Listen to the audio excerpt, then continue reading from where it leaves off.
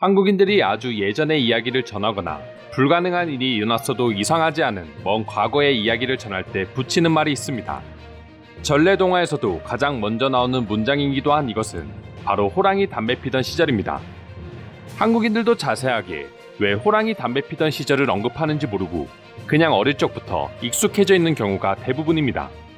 최근 해외 커뮤니티에 한국인들이 말하는 호랑이 담배 피던 시절에 대한 이야기가 올라오면서 많은 외국인들도 저마다 여러 추측을 내며 순식간에 몇천 개의 댓글이 달려 오늘의 주제로 선정해보았습니다. 사실 한국에서도 호랑이 담배 피던 시절이 언제인지는 여러 추측이 존재하고 있습니다. 일단은 문장의 단어로만 해석해보면 한국의 담배가 전래된 시기로 추측하는 의견이 있습니다. 이것도 완전히 정확하지는 않지만 한국에는 15세기에서 16세기 일본이 한국을 계속해서 침략하던 시기에 일본에 의해서 담배가 들어왔다는 기록이 있습니다. 즉 4,500년 전에 담배가 처음 한국에 전래되었던 과거를 뜻한다는 추측입니다.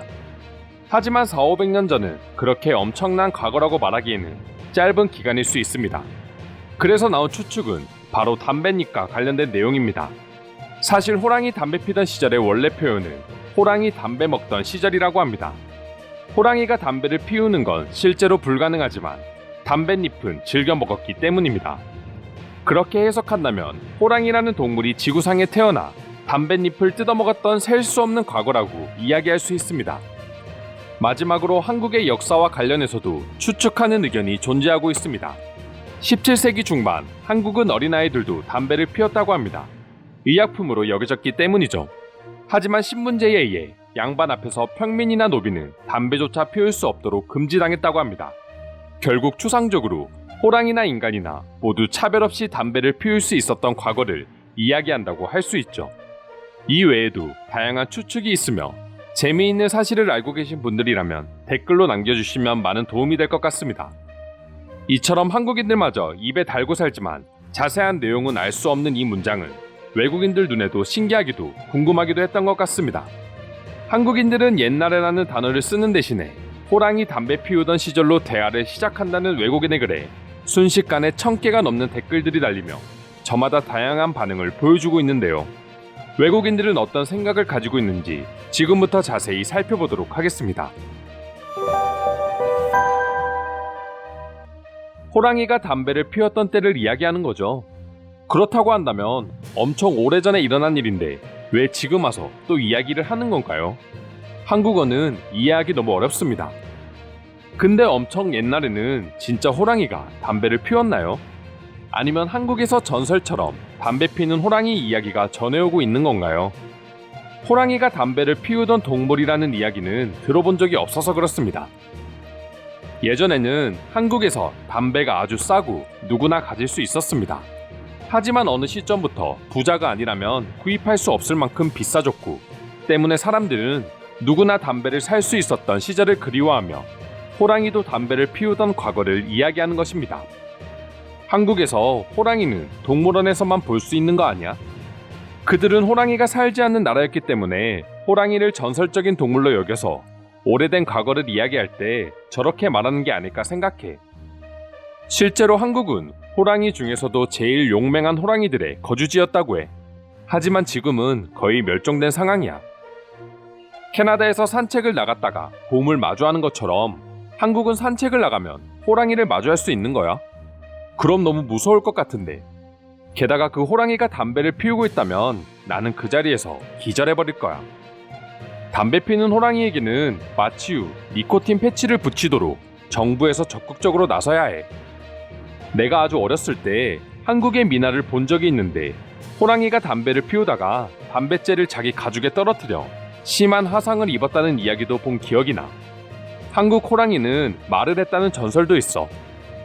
조선시대에 호랑이는 언덕에 있는 마을 사람들에게는 진정한 위협이었습니다. 호랑이는 종종 마을 주민들을 잡아먹고 담배를 한 대 피우며 휴식을 취하기도 했습니다. 하지만 흡연의 위험성이 알려지면서 호랑이마저도 흡연이 불법으로 바뀌었다고 합니다. 정말 재미있는 말이네요. 네덜란드에서는 도랑에서 늙어가는 소를 끌어내다라고 말하는데 이와 비슷한 뜻인 것 같네요. 영국이라면 아마 공룡이 지구를 걸어다닐 때와 비슷한 뜻인 것 같습니다. 한국은 유독 호랑이와 관련된 표현이 많아. 날씨는 아주 맑은데 갑자기 비가 오는 날이 있었는데 한국인들은 그걸 호랑이와 여우가 결혼한다고 표현하더라고. 신기하네요. 각자 나라마다 맑은 날에 비 오는 날씨를 동물에 빗대어 표현하다니. 소말리아에서는 하이에나가 출산한다고 말하기도 합니다. 아직도 쓰이고 있는지는 모르겠지만 미국 남부 지역에서는 악마가 아내를 때리고 있다라고 표현하기도 했습니다. 아내의 울음이 비라고 표현하는 것이지요. 한국 전설에 의하면 호랑이와 곰이 인간으로 변하기 원했고 동굴에서 정말 제한적이고 엄격한 식단으로 며칠 동안 살아가는 게 조건이었다고 합니다. 하지만 호랑이는 이를 이겨내지 못했고 결국 곰만 인간이 되었다고 하는데 그만큼 옛날을 뜻하는 게 아닐까요? 그건 너무 불공평해 보여. 곰은 살과 지방이 더 많기 때문에 음식 없이도 훨씬 오래 버틸 수 있기 때문이야. 전설 속에서 호랑이가 얼마나 뚱뚱했는지는 말하지 않았습니다. 정말 살찐 호랑이와 정말 마른 곰이었을 수도 있습니다. 어릴 적 한국에 있는 삼촌 집에 방문했는데 어린 내가 기겁할 정도로 커다란 호랑이가 액자의 사진으로 전시되어 있었어. 밤마다 화장실을 갈 수 없을 정도였는데 한국인들은 유독 호랑이를 사랑하는 것 같아. 노예들이 담배를 피울 수 없었던 시절 이전에 모두가 평등하고 공평하게 담배를 필 수 있었던 시절을 이야기하는 거라고 들었어. 호랑이가 진짜 담배를 피웠다는 게 아니라 호랑이도 담배를 필 수 있었던 평등한 시대를 말하는 거지. 한국도 노예제도가 있던 나라였다니 처음 알았어. 지금 한국을 생각하면 계급사회가 있었다는 건 전혀 상상도 못했거든. 그 기원이 어디에서부터인지는 모르겠지만 독일에서는 나무로 만든 고무장화가 있던 시절이라는 말이 있는데 비슷한 뜻이 아닐까 합니다. 한국어로 할 수 있는 정말 멋진 표현 중 하나입니다. 저는 사실 한국에서 영어 선생님을 하고 있습니다.